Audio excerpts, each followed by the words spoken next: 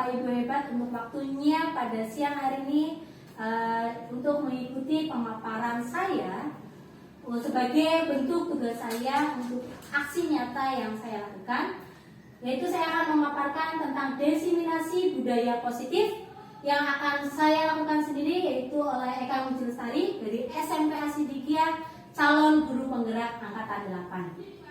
Namun sebelumnya, yang terhormat Bapak Kepala Sekolah, yaitu Bapak Fuad Fahrudin SPDI, dan Bapak Ibu guru hebat dari SMP Asidikia. Baik, bagaimana kabarnya Bapak Ibu hebat? Alhamdulillah, luar biasa. Allahu Akbar. Oke, hebat sekali. Sebelum saya melakukan pemaparan, saya ada pantun nih. Oke, nanti bilang cakep gitu ya. Oke. Jalan-jalan ke alun-alun beli soto bakar. Cakep. Yuk belajar bersama-sama para guru hebat. Slide selanjutnya, monggo. Nah, tujuan dalam pembelajaran pemaparan saya kali ini yang pertama yaitu tujuan pendidikan. Tujuan pendidikan ini diambil dari filosofi pendidikan Ki Hajar Dewantoro yang saya ambil dari modul 1.1, yaitu bahwa menurut beliau, yaitu Ki Hajar Dewantoro, tujuan pendidikan adalah menuntun murid sesuai dengan kodrat alam dan kodrat zamannya untuk mencapai keselamatan dan kebahagiaan baik sebagai manusia maupun sebagai anggota masyarakat. Di sini kita hanya menuntun murid agar dapat memperbaiki lakunya. Silakan digarisbawahi, hanya memperbaiki lakunya, bukan dasarnya. Untuk hidup dan tumbuhnya kekuatan kodrat murid. Jadi di sini telah disampaikan bahwa kita seorang guru itu sebagai penuntun atau fasilitator kepada murid-murid kita sesuai dengan kodratnya, yaitu kodrat alam mereka dan kodrat zamannya. Seperti pada zaman sekarang bahwa kita itu sudah serba dengan IT ya. Jadi kita mengikuti pembelajaran sesuai dengan IT pada zaman sekarang. Nah, di sini kita memberi kebebasan kepada murid kita untuk apa yang dia inginkan dalam pembelajaran itu dengan inovasi-inovasi pembelajaran yang kita lakukan, sehingga kita dapat memberikan tuntunan sesuai dengan kodratnya, yaitu kodrat alam dan kodrat zamannya. Selanjutnya, di sini kita hanya menuntun mereka dalam memperbaiki lakunya. Kenapa? Sejatinya bahwa yang dulunya kita tahu bahwa siswa itu atau murid itu kan seperti gelas kosong. Sebenarnya tidak. Bahwa murid yang kita miliki itu adalah murid-murid yang bagaikan kertas yang sudah tergambar, yang perlu kita tebali. Nah, kita tebali di sini yaitu dengan menuntun mereka dalam pembelajaran dengan menyesuaikan kodrat mereka. Oke, lanjut. Selanjutnya yaitu tentang budaya positif. Budaya positif akan kita terapkan di sekolah, baik itu di sekolah secara luas ataupun di kelas. Budaya positif ini yang di sekolah yaitu nilai dan kebiasaan di sekolah yang berpihak kepada murid agar mereka dapat berkembang menjadi pribadi yang kritis, penuh hormat, memiliki sopan santun dan bertanggung jawab sesuai dengan profil pelajar Pancasila. Nah, Bapak Ibu yang hebat, kita sudah menjelaskan tentang profil pelajar Pancasila kepada murid-murid kita, nggih? Nah, sepertinya dulu ketika Bapak Ibu hebat memberi tentang profil pelajar Pancasila ini dalam bentuk lagu apa ya? Coba sekarang kita nyanyikan bareng-bareng tentang dimensi profil pelajar Pancasila ya. Bersama-sama nggih? Ayo 1, 2, 3. Pelajar Pancasila beriman dan bertakwa pada Tuhan Yang Esa dan berakhlak mulia, kebinekaan global, gotong royong mandiri, kreatif dan bernalar kritis. Hebat sekali memang Bapak Ibu hebat dari SMP Asidikia. Tepuk tangan buat Bapak Ibu hebat.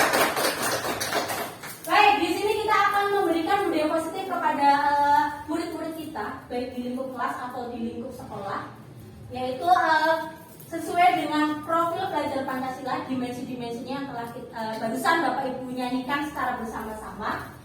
Di sini tujuannya yaitu agar murid-murid kita memiliki pribadi yang kritis, yaitu tadi bernalar kritis, memiliki sopan santun, rasa tanggung jawab, dan penuh maklumat. Kebiasaan positif ini yang biasa atau yang sudah dijalankan di sekolah antara lain apa Bapak Ibu? Ya, kebiasaan positif yang telah kita lakukan selama ini, yaitu betul sekali, yaitu salah satunya sholat duha secara berjamaah. Selanjutnya bersalaman, betul sekali Bu Siti. Kalau pagi hari kita selalu menyambut murid-murid kita yaitu dengan bersalaman di depan pintu gerbang, ya. Itu merupakan budaya positif yang telah kita terapkan selama ini. Terus biasanya kalau hari Jumat kita melakukan apa, ya? Pembacaan Yasin. Betul, itu adalah budaya positif yang sudah diterapkan di sekolah kita. Baik, lanjut. Nah, dalam modul 1.4 tentang budaya positif ini ternyata ada konsep inti yang dipelajari, yaitu yang pertama tentang perubahan paradigma belajar, yang kedua disiplin positif, yang ketiga kebutuhan dasar manusia, yang keempat motivasi perilaku manusia, selanjutnya restitusi posisi kontrol, yang selanjutnya keyakinan kelas, dan yang terakhir segitiga restitusi. Ini merupakan konsep-konsep inti yang berada di modul 1.4 yang telah dipelajari oleh saya, dan sekarang saya ingin berbagi pada Bapak guru hebat di sini biar paham tentang budaya positif yang akan kita lakukan. Itu ya. Selanjutnya nanti akan saya paparkan satu persatu tentang konsep-konsep inti budaya positif ini. Yang pertama, perubahan paradigma belajar. Ya. Dalam membangun budaya positif di sekolah dapat menyediakan lingkungan yang positif. Insya Allah sekolah kita sudah menyediakan lingkungan positif, ya Bapak Ibu, ya. Ya. Selanjutnya aman dan nyaman agar murid mampu berpikir, bertindak, dan bercipta dengan merdeka, mandiri, dan memiliki rasa tanggung jawab. Disiplin sangat berkaitan dengan kontrol guru terhadap murid. Oke, itu tentang pemaparan perubahan paradigma belajar. Selanjutnya, ya, slide selanjutnya, yaitu tentang disiplin positif. Bapak Ibu hebat, apa sih makna disiplin? Coba, pernah mendengar kata disiplin? Pernah. Sering ya? Kira-kira ketika Bapak Ibu hebat mendengar kata disiplin, apa sih itu disiplin? Tertib. Mematuhi peraturan. Ya betul Bu Ema, Bu Siti, Bu Dia, dan guru lainnya. Ya, ketika kita mendengar kata disiplin, maka acuan kita langsung ke peraturan, ya. Iya. Lalu kira-kira betul nggak sih bahwa kata disiplin itu merupakan peraturan? Ya, slide selanjutnya. Baik, disiplin berasal dari bahasa Latin yang artinya disiplina, yaitu belajar. Disiplin diri membuat orang menggali potensinya menjadi sebuah tujuan apa yang dihargai. Namun, dalam budaya kita, makna kata disiplin telah berubah menjadi suatu yang dilakukan seseorang untuk mendapatkan kepatuhan. Tadi telah disampaikan oleh Bapak Ibu bahwa ketika mendengar kata disiplin pasti terpusat dengan peraturan. Nah, peraturan-peraturan ini membuat seseorang untuk mendapatkan kepatuhan. Namun cenderung secara umum kata disiplin menghubungkan secara ketidaknyamanan, bukan dengan apa yang kita hargai atau pencapaian suatu tujuan yang mulia. Betul, ketika murid kita atau anak-anak kita dia tidak melakukan kedisiplinan, kira-kira dia akan merasa nyaman atau tidak? Tidak. Bahwa keyakinan sekolah kita atau peraturan sekolah kita baju dimasukkan. Namun terdapat murid kita yang bajunya tidak dimasukkan. Dia pasti akan merasa tidak nyaman. Tidak nyamannya gimana? Ketika dia melihat guru BK, dia akan lari, dia akan pergi, dia akan menghindar. Ketika dia melihat wakil kesiswaan, dia akan berusaha menghindar.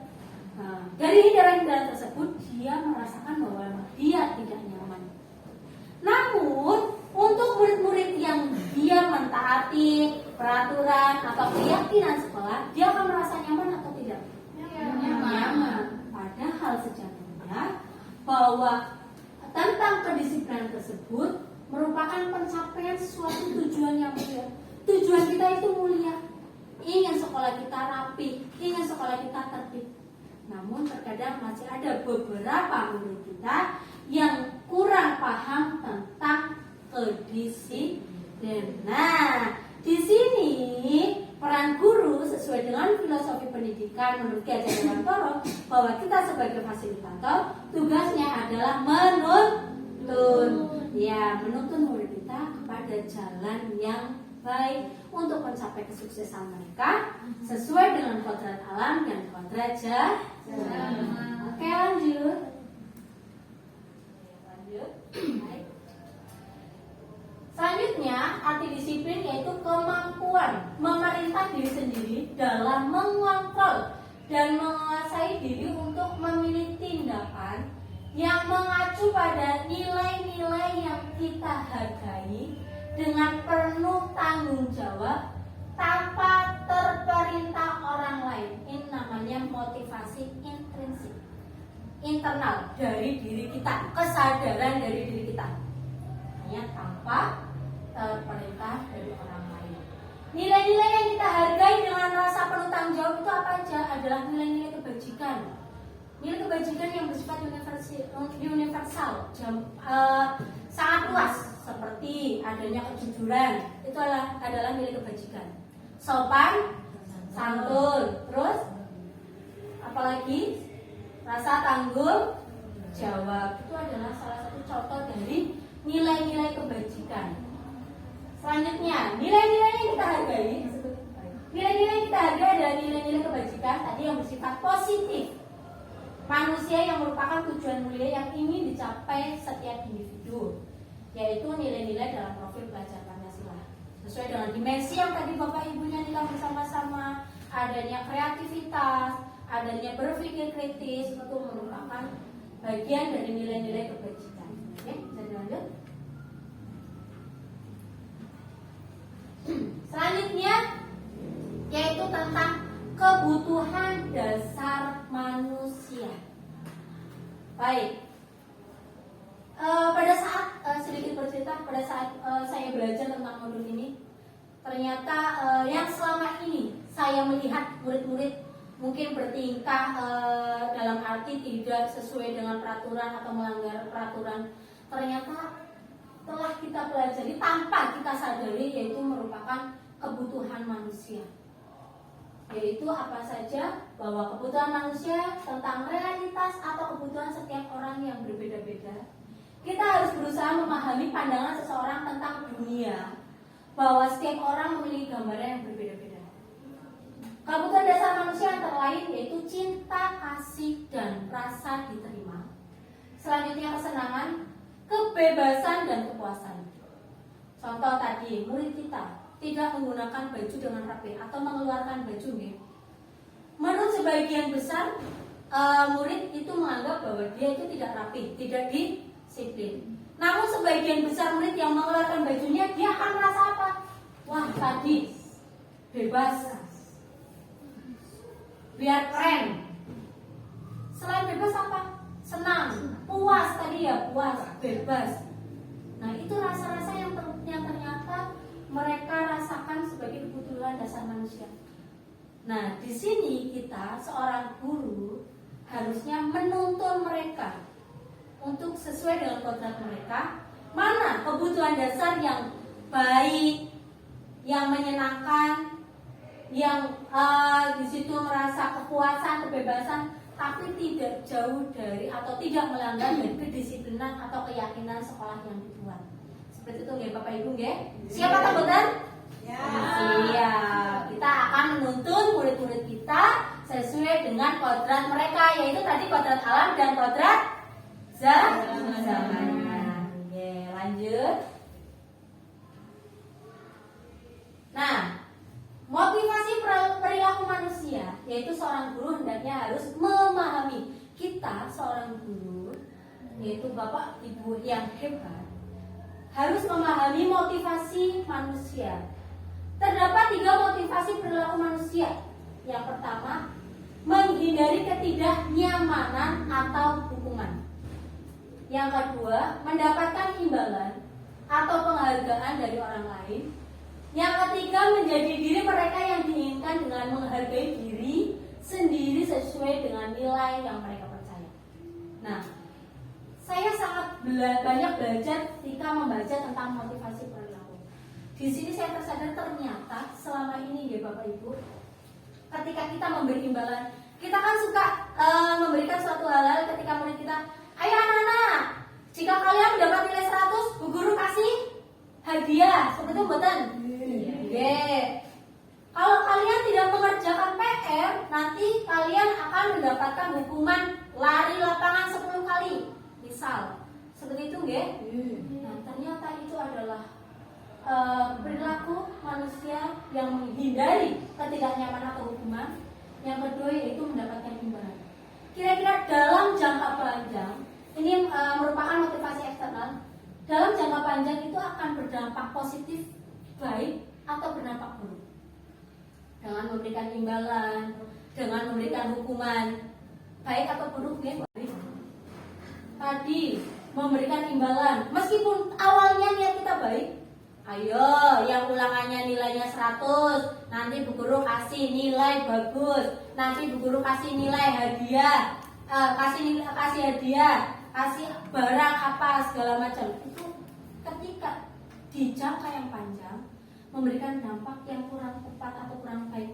Kenapa? Karena untuk anak-anak yang biasa mendapatkan nilai bagus, dia akan termotivasi. Memang betul. Wah, aku kudunya ngesuk nek ulangan, kudu nilainya 100, men aku uli dia. Kira-kira ketika dia mendapatkan nilai jelek, bagaimana perasaannya? Kecewa nggih? Sedih nggih?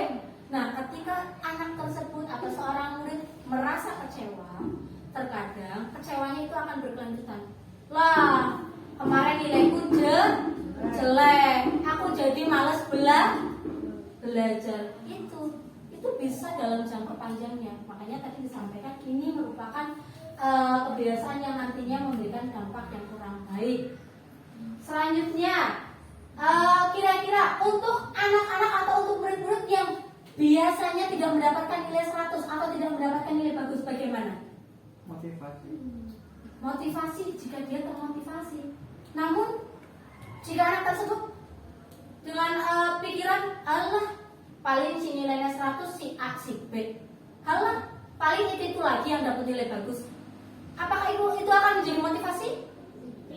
Tidak, justru akan menjadikan beban mental ya, rasa apa ya, ketidaknyamanan. Jadi mereka itu akan mengikuti pembelajaran, aduh rasanya ketemu bu ini, nanti kalau ulangan yang dapat nilai 100 itu aja. Di situ tidak ada motivasi. Padahal niatnya kita itu baik, memberikan motivasi biar mereka semangat belajar. Ternyata di jangka panjang itu akan memberikan dampak yang kurang baik. Sama ketika kita memberikan hukuman kepada murid-murid kita. Hei kalian yang tidak mengerjakan PR, silakan keluar. Hormat di tiang bendera, bawa tiang bendera atau lari mengitari lapangan. Kira-kira ketika itu secara berkelanjutan, secara terus-menerus, anak-anak kita gimana? Apakah dia akan termotivasi biar aku aja orang PR, aku tidak akan mengerjakan PR, aku harus mengerjakan PR biar tidak dihukum? Apakah mereka akan berpikir seperti itu? Iya, sepintas. Dia akan berpikir, wah aku harus mengerjakan PR biar tidak dihukum. Tapi jika itu berkelanjutan dalam jangka lama, dia akan mulai terbiasa dengan mindset mereka. Paling kalau nggak mengerjakan PR, ujung-ujungnya disuruh lari, ujung-ujungnya disuruh hormat di bawah tiang bendera. Ini udah bisa menjadi kebiasaan yang buruk atau yang kurang baik pada diri mereka. Ini adalah motivasi eksternal luar. Selanjutnya, yang motivasi internal, yaitu menjadi diri mereka yang diinginkan dengan menghargai diri sendiri. Mereka sadar tentang kebutuhan mereka, tentang tanggung jawab mereka. Oh iya, aku adalah seorang murid, aku harus rajin belajar, aku harus rajin mengerjakan tugas. Dia harus tertanam dari diri sendiri. Maka disebut dengan motivasi internal. Dengan apa? Dengan nilai-nilai kebajikan yang mereka percaya. Tadi aku harus bersifat disiplin, aku harus memiliki rasa tanggung jawab. Seperti itu dari diri mereka harus tertanam. Makanya disebut sebagai motivasi internal. Oke, lanjut. Dengan memahami ketiga motivasi perilaku manusia tersebut, maka seorang guru dapat mengidentifikasi murid. Jika murid tersebut terdorong untuk memotivasi menghindari hukuman atau mendapatkan penghargaan secara eksternal. Jadi kita harus mendorong kira-kira ketika murid kita itu sudah mengacu dalam motivasi eksternal tadi, menghindari hukuman atau mendapatkan imbalan, kita harus mendorong mereka, menuntun mereka agar mencapai motivasi internal. Selanjutnya, guru harus berupaya untuk membangun motivasi internal yang barusan saya sebutkan pada murid agar murid menjadi pribadi yang menghargai diri sendiri dengan nilai-nilai kebajikan yang mereka percaya. Baik, lanjut. Selanjutnya, hukuman dan sanksi atau konsekuensi. Kira-kira hukuman dan sanksi itu sama atau beda, nggih? Beda. Sama atau beda, Bapak Ibu hebat? Hukuman dan sanksi. Beda. Bingung. Masih bingung? Karena dianggap tidak ada perbedaan ya, Ibu? Iya, atau hampir sama. Kalau katanya Pak Subur berbeda. Ya, betul, berbeda. Namun selama ini kita tidak bisa membedakan mana itu hukuman, mana itu sanksi atau konsekuensi. Baik. Hukuman yaitu suatu identitas yang dianggap gagal. Sedangkan sanksi atau konsekuensi yaitu suatu identitas yang dianggap sukses. Hukuman terjadi tanpa melihat sebuah aturan yang bersifat refleks yang diberikan pada murid. Sedangkan sanksi atau konsekuensi diberikan karena pelanggaran yang telah dilakukan. Tadi Bu Siti menyampaikan bingung antara hukuman dan sanksi. Baik. Contoh, bahwa hukuman ini diberikan secara refleks ya Bapak Ibu. Misal, si anak atau murid kita itu tidak mengerjakan PR. Kita langsung refleks. Tidak mengerjakan PR. Silakan pergi ke lapangan, lari. Itu disebut sebagai hukuman. Sedangkan sanksi atau konsekuensi, misal murid kita terlambat, maka bagaimanapun caranya dia harus langsung masuk ke kelas. Misal dia terlambat pada saat ulangan atau dia terlambat pada saat kegiatan PTS, apakah jamnya diperpanjang atau tetap? Tetap. Itu merupakan sanksi atau konsekuensinya karena dia telah berangkat terlambat. Itu namanya konsekuensi atau sanksi. Oke, berbeda dengan hukuman. Si murid kita disuruh untuk melakukan sholat duha, tapi dia tidak membawa mukena. Kita langsung spontan, Mbak, berdiri di lapangan. Silakan. Setelah itu ambil sampah, punguti sampah, atau sikat WC, bersihkan kamar mandi. Maka itu disebut sebagai hukuman. Oke, Bapak Ibu hebat.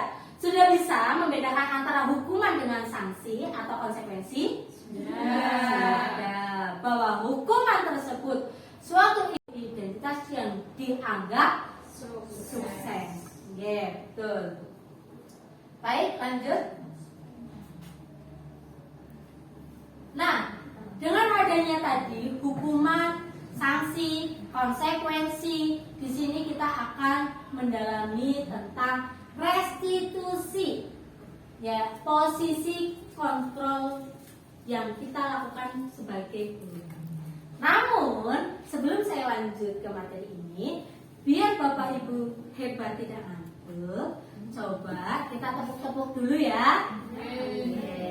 Ketika saya bilang tepuk satu di depan sini, tepuk satu, tepuk dua nanti dari kanan dulu ya. Kanannya Bapak Ibu. Tepuk dua. Tuh, gerak. Satu di sini di depan muka. Di depan wajah. Kenapa? Biar tidak ngantuk. Tujuannya di depan. Nah, tepuk dua dari kanan. Tepuk tiga. Oke, tepuk empat. Tepuk lima. Oke. Sudah bisa? Oke, bingung. Baik, kita coba terlebih dahulu ya. Ya. Nggak apa-apa Bu Siti guru hebat. Insya Allah bisa ya. Yuk, kita coba bareng-bareng ya. Ya, tepuk satu di muka, di wajah, biar tidak ngantuk. Ulangi, tepuk satu, tepuk dua, tepuk tiga, tepuk empat, tepuk lima. Oke, terima kasih Bapak Ibu hebat. Masih ngantuk? Sudah maju. Sudah maju. Perlu maju ini sepertinya ya. Sanksi apa? Bapak hukuman.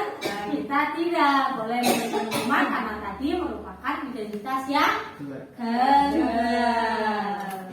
Baik, tadi tepuk satu, tepuk satu, dua kali tepuk satu. Oke, terima kasih. Kita lanjut.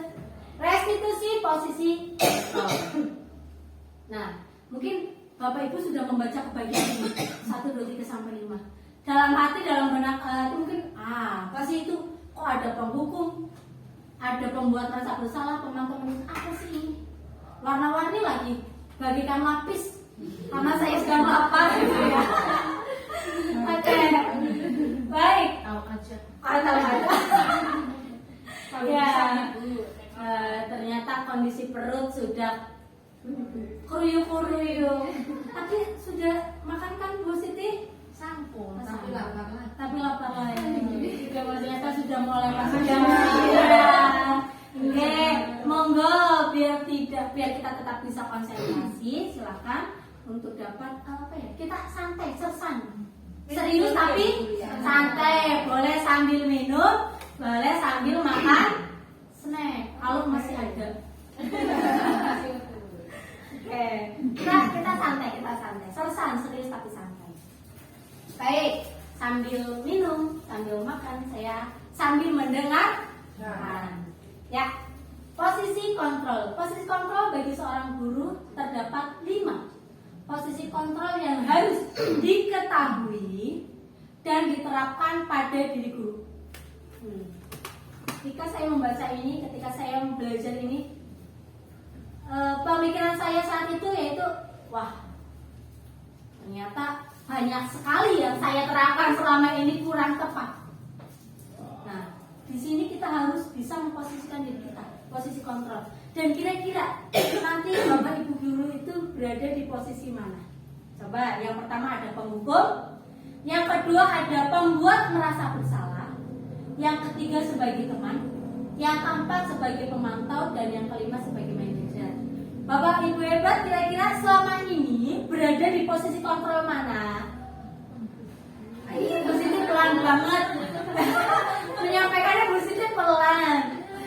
Kenapa Bu Siti sebagai apa Bu Siti? Ya, karena di sini kan muridnya hebat-hebat, Muridnya melakukan sangat pelanggaran. Oh, makanya menghukum. Bu Siti merasakan bahwa selama ini melakukan posisi kontrol sebagai penghukum.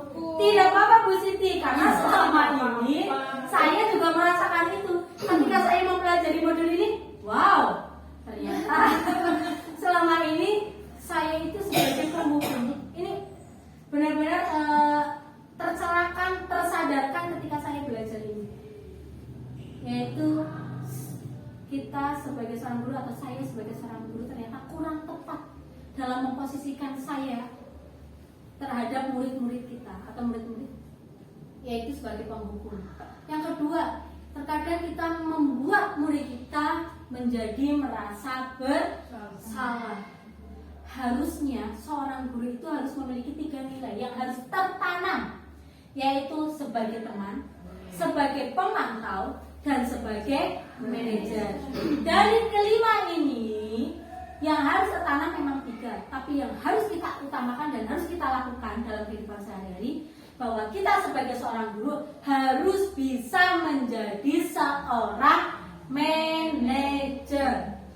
Wow, seperti apa manajer? Selama ini kita tahunya hanya sebagai penghukum ketika ada permasalahan, mereka salah. Kalau enggak membuat anak kita atau murid kita menjadi merasa bersalah. Iya dong, kalau tidak dibuat kayak gitu anak tidak mengaku kalau mereka melakukan salah. Seperti itu nggak? Iya. Harus dibuat diberikan hukuman dulu atau dibuat merasa bersalah dulu biar mereka mengaku atas kesalahan mereka. Seperti itu nggak Bu Dia? Nah, ternyata kita kurang tepat memposisikan diri kita sebagai guru. Sebenarnya ketika kita akan menggali suatu permasalahan mereka, biar mereka mau memahami atau biar mereka mau mengaku, kita dapat memposisikan sebagai teman. Kita ajak ngobrol pelan-pelan, kita jadikan sebagai teman terlebih dahulu. Selanjutnya kita pantau apa yang telah mereka lakukan. Dan yang terakhir, kita jadikan sebagai diri kita seorang guru dalam posisi manajer. Kita hadapi kasus mereka secara bersama-sama antara guru dan murid, duduk kita mencari solusi secara bersama-sama atas masalah yang dihadapi. Bahkan di sini posisi manajer, kita memberikan kesempatan kepada murid kita. Untuk apa? Untuk mencari solusinya sendiri. Kita beri semacam kayak kita berikan pengertian. Ayo kita pancing mereka untuk mencari solusi mereka dengan menanyakan apa yang telah mereka lakukan. Selanjutnya kita hubungkan dengan keyakinan sekolah kita yang telah kita terapkan. Nah, di situ mereka akan mencari solusi. Disinilah kita memposisikan diri kita sebagai seorang guru dalam posisi manajer. Oke, lanjut. Baik. Dari kelima posisi kontrol tersebut, hendaknya seorang guru dapat memposisikan posisi kontrol sebagai seorang manajer. Telah saya sampaikan sebagai posisi kontrol manajer, seorang guru melakukan kerjasama. Nih, kita melakukan kerjasama dengan murid dalam menyelesaikan suatu masalah dengan memberikan rasa tanggung jawab kepada mereka. Rasa tanggung jawab apa? Untuk mencari solusinya. Kita akan mendorong, kita akan memberikan dukungan atas solusi-solusi yang mereka sampaikan.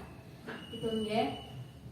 Selanjutnya, penerapan posisi manajer ini nantinya dapat mengacu pada restitusi yang menciptakan murid untuk melakukan manajer pada dirinya sendiri. Tanpa kita sadari, ketika kita memberikan posisi kita dalam posisi kontrol manajer, nanti secara tidak langsung kita juga telah mengajarkan mereka untuk menjadi manajernya diri sendiri, agar mereka dapat menciptakan identitas positif serta keberhasilan pada diri mereka sendiri. Terdapat suatu permasalahan, kita panggil anaknya, duduk berdua, kita ngobrol sebagai teman, kita ngobrol sebagai pemantau. Selanjutnya kita buat atau kita lakukan sebagai manajer dengan menggali solusi-solusi yang diberikan oleh murid kita. Selama ini Bapak Ibu sudah melakukan seperti itu atau belum?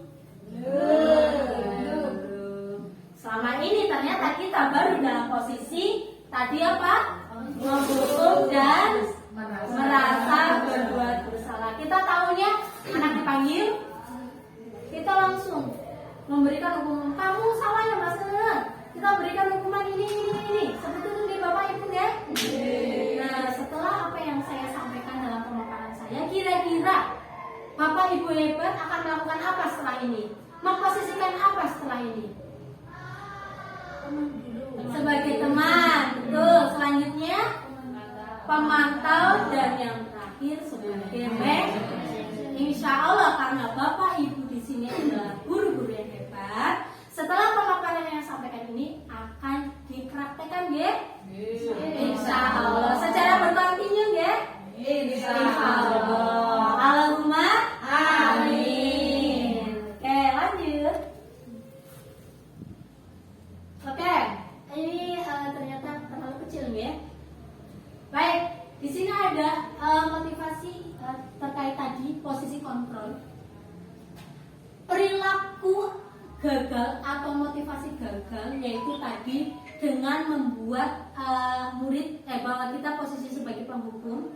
Yang kedua, membuat orang lain merasa bersalah, itu merupakan motivasi eksternal dengan identitas yang gagal, tergolongnya ke situ. Sedangkan identitas yang sukses yaitu tadi menjadi posisi teman, pemantau, dan manajer. Lanjut. Baik, selanjutnya yaitu tentang keyakinan sekolah atau keyakinan kelas. Bapak Ibu hebat, sudah pernah mendengar kata keyakinan? Sudah. Yakin? Oke, percaya, sungguh-sungguh betul sekali bahwa yakin, ya udah yakin terhadap diri kita, ya, keyakinan. Nah, apa sih keyakinan sekolah atau keyakinan kelas tersebut? Baik, dalam pembentukan keyakinan sekolah atau kelas, ternyata guru memiliki peran dalam mewujudkan keyakinan bersama melalui kesepakatan yang dilakukan oleh guru dan murid dengan menggunakan nilai-nilai kebajikan dengan pernyataan yang universal, yang mudah dipahami dan diingat dan harus diterapkan dalam lingkungan sekolah.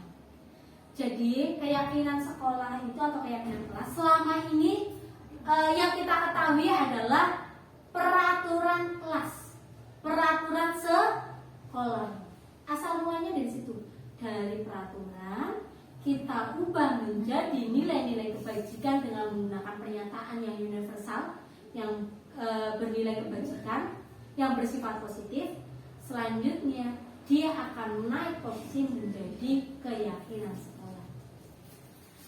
Saya sepertinya Bapak Ibu itu sudah membuat peraturan kelas dan pastinya sudah pernah melakukan itu, ya? Peraturan kelas ini dilakukan secara bersifat satu arah. Kenapa saya bilang satu arah? Karena biasanya langsung dibuat oleh Bapak Ibu. Peraturan kelas 7A, peraturan kelas 7B. 1. Dilarang terlambat. 2. Tidak boleh jika tidak mengerjakan PR, konsekuensinya tadi misal mengerjakan PR di luar, gitu ya. Itu adalah peraturan-peraturan yang sudah dibuat oleh Bapak Ibu, yang selama ini dilakukan oleh Bapak Ibu. Namun kira-kira dalam pembuatan peraturan ini pernah tidak mengajak murid untuk membuat secara bersama-sama? Pernah apa belum? Pernah. Ada yang pernah. Tidak memaksakan, disuruh ngapain? Oke, berarti di situ terjadi adanya suatu interaksi, ya. Tapi interaksi tersebut masih dituntun atau masih terpusat dengan guru atau tidak? Guru. Dan di situ pengguna sebenarnya hampir saya telah menyampaikan bahwa peraturan kelas itu naik tingkat menjadi keyakinan kelas. Selama ini Bapak Ibu telah membuat peraturan-peraturan kelas, ya. Nah, tadi saya menyampaikan bahwa peraturan kelas itu bersifat satu arah karena lebih dominan yang membuat guru, bukan secara kerjasama, dibuat secara bersama-sama antara guru dan murid. Biasanya peraturan kelas yang dibuat oleh Bapak Ibu guru seperti tadi dilarang telat. Seperti itu, nggih? Jika tidak mengerjakan PR, konsekuensinya mengerjakan di luar misal. Nah, seperti itu, nggih. Sedangkan untuk keyakinan kelas kita menggunakan kalimat-kalimat yang positif. dengan nilai-nilai kebajikan dengan pernyataan yang universal. Seperti contohnya, aku berangkat tepat waktu. Aku ketika ingin keluar selalu meminta izin. Seperti itu. Kan itu merupakan contoh-contoh dalam pembuatan keyakinan kelas. Oke. Dan ini dikerjakan secara bersama-sama antara murid dan guru. Nah, dikerjakan secara bersama-sama, dalam penerapannya juga dilakukan bersama-sama. Tidak hanya keyakinan kelas itu hanya dibuat oleh murid saja, dibuat bersama-sama, tapi yang menerapkan murid. Kalau itu khusus murid, guru tidak. Bukannya seperti itu. Jadi keyakinan kelas ini dibuat secara bersama-sama, dilakukan juga bersama-sama. Jika kita membuat keyakinan kelas, aku rajin dan tidak tepat waktu. Dan tepat waktu, maaf. Berarti murid harus tepat waktu, kita selaku guru juga harus tepat waktu. Nah, dibuat secara bersama-sama dan dilakukan secara bersama-sama. Selanjutnya diterapkan di lingkungan sekolah. Ya, seperti itu. Lanjut. Ya, slide yang berikutnya yaitu tentang segitiga restitusi. Tadi Bapak Ibu Eva telah belajar tentang posisi 5 kontrol sebagai guru. Selanjutnya kita akan belajar tentang segitiga restitusi. Jadi dia saling berkelanjutan atau saling berkaitan. Kita memposisikan kita sebagai posisi kontrol manager. Di sini cara menangani murid kita gunakan segitiga restitusi. Ya, baik. Seperti yang telah kita pelajari bersama sebelumnya di slide sebelumnya, yaitu bahwa kita sebagai seorang guru hendaknya berada dalam posisi apa tadi? Posisi kontrol. Memvalidasi tindakan yang salah. Dan yang ketiga yaitu menanyakan keyakinan. Tujuan dari segitiga restitusi tersebut yaitu untuk menciptakan murid yang mandiri dan bertanggung jawab. Kira-kira langkah-langkah segitiga restitusi dari ketiga langkah yang barusan saya sampaikan apa sih? Seperti apa sih? Oke, jadi kita pelajari di slide selanjutnya. Baik, ini adalah kalimat-kalimat yang mungkin Bapak Ibu sudah pernah sampaikan, namun tidak disadari. Ini kira-kira masuk dalam segitiga restitusi bagian mana? Oke. Contoh kalimat yang biasa digunakan dalam menstabilkan identitas. Yang pertama, coba Bu Siti bisa dibacakan biar tidak mengantuk. Satu, berbuat salah itu tidak apa-apa. Nah, ini mungkin sudah pernah disampaikan ke anak atau ke murid kita, iya enggak? Iya. Cuman kita tidak sadar atau kita belum paham kira-kira ini bagian restitusi yang mana. Tuh, yang kedua bisa dibacakan Bu Dia. Tidak ada manusia yang sempurna. Nah, betul sekali bahwa kita di sini menjadi manusia yang tidak sempurna karena kesempurnaan hanya milik Allah. Betul. Selanjutnya yang ketiga bisa dibacakan Bu Fani. Saya juga pernah melakukan kesalahan seperti itu. Betul. Kita sebagai guru dalam menggali permasalahan murid kita bisa menyampaikan anak. Saya sebagai guru juga pernah loh melakukan kesalahan seperti itu. Oke, selanjutnya Bu Nurul. Kita bisa menyelesaikan ini. Oke, kita bisa loh menyelesaikan masalah ini secara bersama-sama. Baik, selanjutnya Bu Ana. Bapak atau Ibu tidak tertarik mencari siapa yang salah, tapi Bapak atau Ibu ingin mencari solusi dari permasalahan ini. Oke, betul sekali. Sebenarnya dalam suatu permasalahan atau masalah kasus terhadap murid, kita itu tidak ingin siapa sih yang melakukan itu. Kita hanya butuh mereka untuk tanggung jawab untuk mencari solusinya. Maka kita bisa menggunakan Bapak Ibu tidak tertarik mencari siapa yang salah, tapi Bapak Ibu mencari solusi terhadap masalah yang dihadapi. Oke, selanjutnya Bu Emma. Kamu berhak merasa begitu. Oke, ya kamu berhak merasa seperti itu. Ketika kamu melakukan suatu hal, nggak apa-apa. Kita memposisikan sebagai teman. Nah, kita menstabilkan identitasnya, bisa menggunakan kalimat. Oke, kamu berhak melakukan hal itu atau kamu berhak. Oke, selanjutnya Bu Nurul. Kita bisa menyelesaikan ini. Oke, kita bisa loh menyelesaikan masalah ini secara bersama-sama. Baik, selanjutnya Bu Ana. Bapak atau Ibu tidak tertarik mencari siapa yang salah, tapi Bapak atau Ibu ingin mencari solusi dari permasalahan ini. Oke, betul sekali. Sebenarnya dalam suatu permasalahan atau masalah kasus terhadap murid, kita itu tidak ingin siapa sih yang melakukan itu.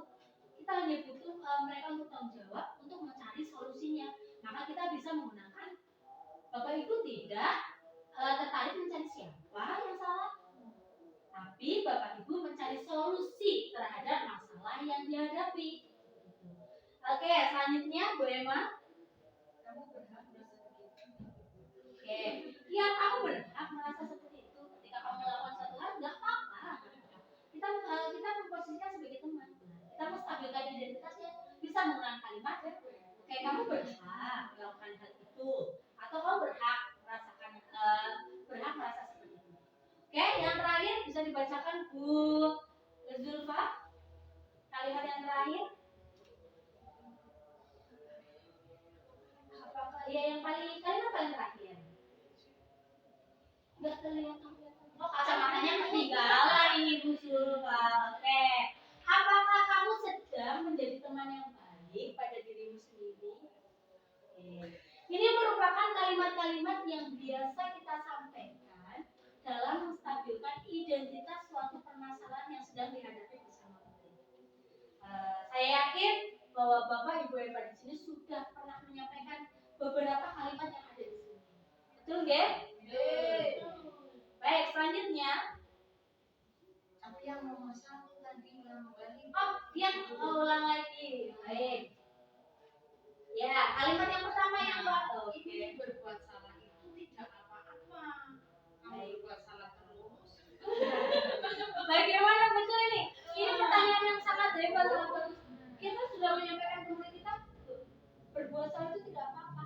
Namun jika anak tersebut berbuat salah terus, nah makanya tadi saya menyampaikan bahwa posisi kita tadi sebagai manajer, kita menggunakan kalimat untuk menstabilkan identitas dengan kalimat berbuat salah tidak apa-apa. Tapi di situ kita sedang berada posisi manajer.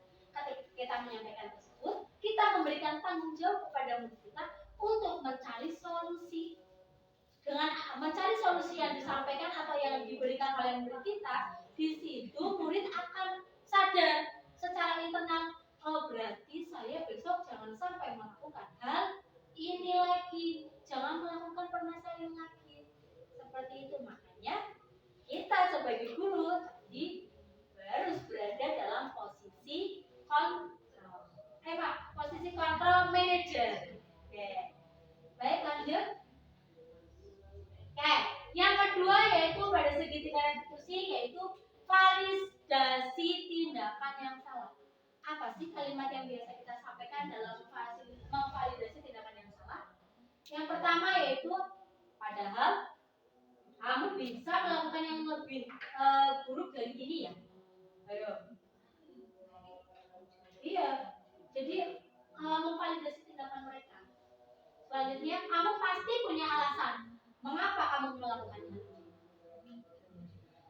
Selanjutnya, kamu patut bangga pada dirimu sendiri karena kamu telah melindungi sesuatu yang menurut kalian itu penting. Namun, meskipun menurut mereka penting, itu melanggar terhadap keyakinan sekolah yang telah dibuat bersama-sama. Selanjutnya, kamu boleh mempertahankan sikap itu, tapi kamu harus menambahkan sikap yang baru. Sikap baru itu apa? Sikap yang lebih baik lagi, yang bersifat disiplin positif. Oke. Dari tindakan-tindakan ini, pernah Bapak Ibu lakukan? Untuk kalimat-kalimat pernah ada yang disampaikan? Nah, bagian mana yang pernah disampaikan? Nomor 2.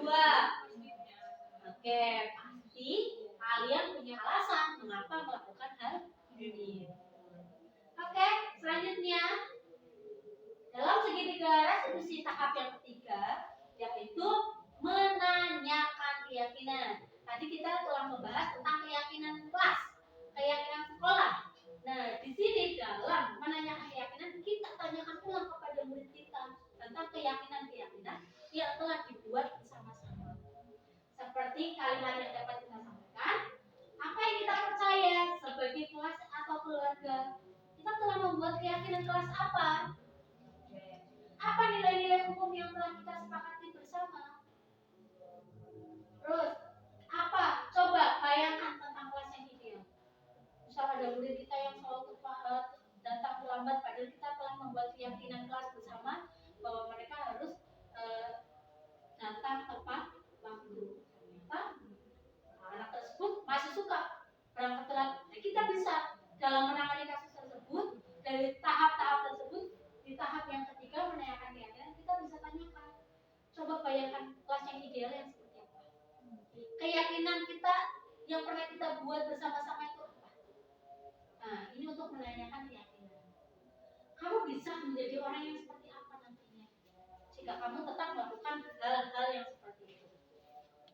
Ini adalah contoh-contoh kalimat yang mungkin telah kita sampaikan kepada murid kita, namun kita sampaikan. Nah, ketika saya belajar ini tentang segitiga restitusi, mungkin di benak Bapak Ibu hebat juga sama. Kira-kira dalam 3 tahap ini pernah tidak Bapak Ibu lakukan secara berurutan? Sudah pernah belum? Dalam menangani kasus murid-murid kita yang sangat hebat, kita lakukan secara berurutan sesuai dengan segitiga restitusi ini. Sudah pernah atau belum? Belum. Misal kalau sudah pernah, kira-kira pernah melakukan ketiga-tiganya atau salah tahap 1 atau mungkin tahap 2 saja atau mungkin tahap 3 saja? 2. Sampai tahap kedua, kalau katanya Bu Emma. Kalau kemudian tahap 1, tahap 2 atau sampai tahap 2. Kalau Bu nih mungkin sama, mungkin baru sampai tahap yang kedua. Oke, dari kita termasuk saya, ketika saya mempelajari ini, saya sadar, oh ternyata selama ini dalam melakukan segitiga restitusi untuk menangani kasus murid, saya baru melakukan 2 tahap. Atau mungkin 1 tahap, hanya menanyakan kenapa kamu melakukan hal ini, apa alasannya, mau seperti apa kamu nantinya. Oke, iya betul sekali. Langsung to the point. Oke. Iya, betul sekali. Karena selama ini kita itu memposisikan posisi kontrol kita sebagai penghukum, kalau tidak sebagai membuat orang merasa bersalah. Jadi kita langsung to the point. Kamu itu mau jadi apa nantinya? Nah, kalau begini terus, nantinya kamu akan seperti apa? Seperti itu kayak babysitting ya? Enggak. Nah, betul. Langsung nota ketiga boleh atau tidak? Bapak Ibu hebat, saya telah memaparkan tentang 3 segitiga restitusi. Saya yakin setelah Bapak Ibu hebat mendengarkan belajar bersama-sama tentang segitiga restitusi ini, Bapak Ibu akan melakukan ketiga tahapan tersebut secara berurutan. Tadi tahapan yang pertama apa? Coba bisa diulang ke slide sebelumnya, Bupani. Sebelumnya lagi. Oke, tahap pertama yaitu menstabilkan identitas. Yang kedua apa Bapak Ibu? Validasi tindakan. Dan yang ketiga menanyakan keyakinan. Betul. Berarti besok dalam menangani kasus bersama murid-murid kita yang sangat hebat, kita bisa melakukan ketiga tahap tersebut secara berurutan dan berkelanjutan selalu. Setiap ada masalah kita selalu melakukan hal tersebut. Allahumma amin. Oke, lanjut. Oke. Nah, dan yang terakhir, terima kasih, matur thank you buat Bapak Ibu hebat. Oke, saya persilakan untuk Bapak Ibu hebat jika masih ada yang belum paham atau ada yang mau bertanya, saya berikan kesempatan, silakan. Oke, belum Bu. Oke, silakan Bu Siti ke slide sebelumnya. Baik. Assalamualaikum warahmatullahi wabarakatuh. Waalaikumsalam warahmatullahi wabarakatuh. Slide yang tiga. Oke, itu di segitiga restitusi. Restitusi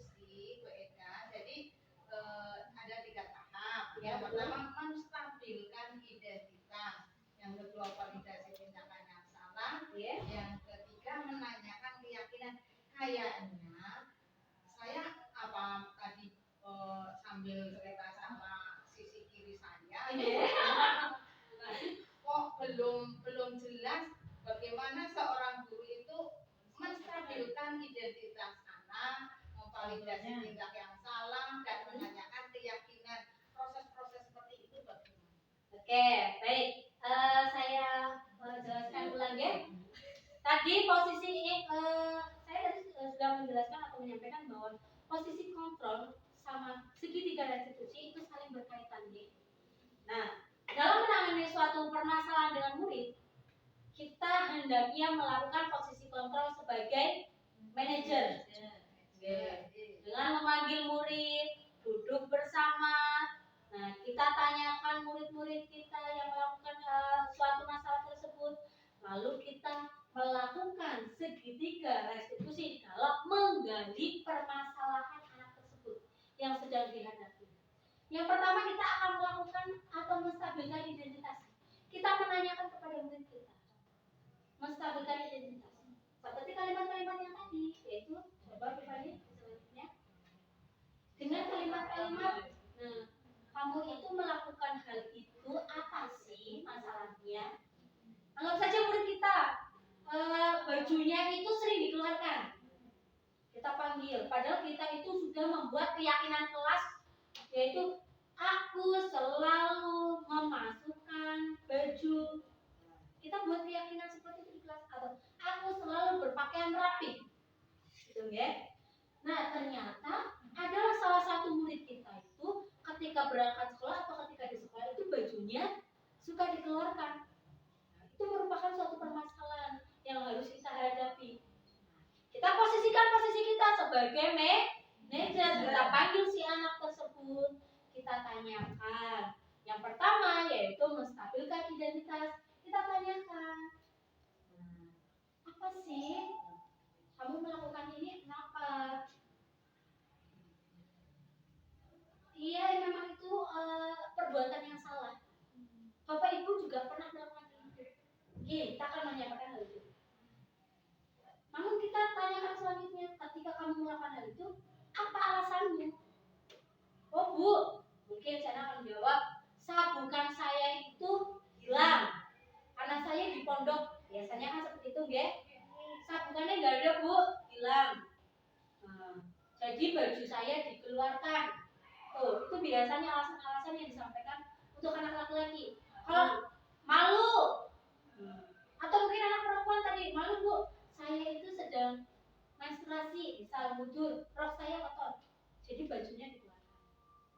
Nah, dari situ, kita tanyakan alasannya kenapa. Setelah kita menstabilkan, selanjutnya memvalidasi, menanyakan keyakinan, di situ kita kembalikan ke keyakinan yang telah dibuat bersama-sama. Loh, kita sudah membuat keyakinan kelas. Apa coba keyakinan kelas? Oh ya Bu, saya harus memasukkan baju saya biar rapi. Gitu ya. Loh, kalau bajunya masih dikeluarkan, kira-kira solusinya apa yang akan kamu lakukan? Kamu akan bertindak apa? Oh, saya akan pergi ke koperasi Bu. Saya akan membeli sabukan. Gitu. Di situ kita gunakan posisi sebagai manajer dengan menanyakan apa solusinya. Terus tahapan-tahapan itu tidak terlewatkan dari ketiga tahapan restitusi. Itu ya Bu Siti. Ya, terima kasih. Oke, masih ada pertanyaan? Ya. Tidak, sampun ya? Oke.